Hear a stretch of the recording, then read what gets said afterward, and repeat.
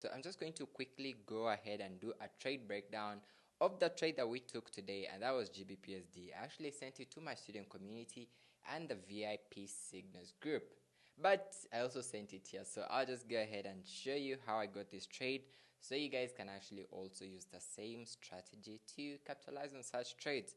So this is how we were. So GBP USD on the H4, and I'll start off from scratch. Now I'll just go over and start from. Okay, now quickly, you guys understand that when I'm trading personally, I want to find the trend. Most importantly, I want to know what the momentum is, okay? And as we can clearly see, actually initially, I think we did take sales. Oh, this was the trade somewhere right around here. The other day we took good sales and we really made a bit of money. And up to we got to this point. Now, what I want you guys to see first is how the price actually behaved, okay? So initially the price pushed to form this level here. Oops, sorry, my machine is a little slow. To form this point here, and then to also form one more point right around here.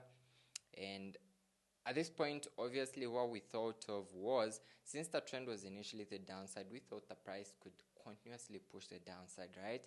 But here's what happens. So after forming this, well, what I expected was the price to break below here. Obviously, I wanted to see something as a very big push to the downside, but that didn't happen. Rather, what happened now is the price came over here. Now what I did was I had to draw a level here, okay? I think I could just have to delete these levels, so I'll redo that again. So I had to draw this level right around here, okay? Now this, by the time I drew it, it was the lowest low, like it was the point where the price got and then later reversed. But then I also had to draw one more level here. Now this was the magic. This is where everything was to happen.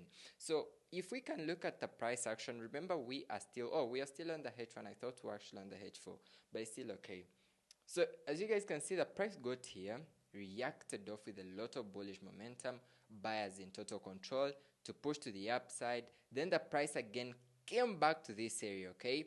Now, I personally never advocate for being the first person to take your entries, and I'll show you why. So the price came over here with a lot of bearish momentum, like what had happened initially. But what I had in mind was, okay, since the price got here and then reacted off, maybe it could again do the same thing, and that's what we thought of. So coming over to M15, we shall see what happens.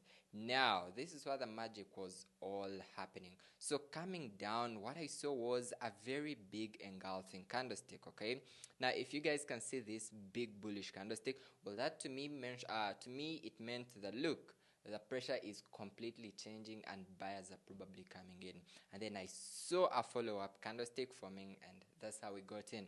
So getting in here, what I wanted to do is we had to get a stop loss just below this area, because remember again, if you can go back to H1, this is a very important key level. Actually, in some way, if the price had pushed below here, well, that would have been getting stopped at, and that's very normal. But at least this was a very good one. The price really behaved just like how it did initially and pushed up. So maybe we can actually just see what could happen tomorrow. How about we just also draw a level right around here, okay? Now again, if we can study the price reaction and how it's been reacting, we can see, came over here, reacted off, came over here, reacted off. So maybe same thing could be happening. At the moment, we are currently in the New York session, and I personally don't trade it, so I wouldn't recommend looking out for any trades. But let's see how it plays out, and I'll possibly share the same trade with my students, and maybe I'll also send it through here. Now if you want to become part of my student community, remember this is an exclusive family where I myself and other 4 mentors get to interact with our students day on day, every day, okay? And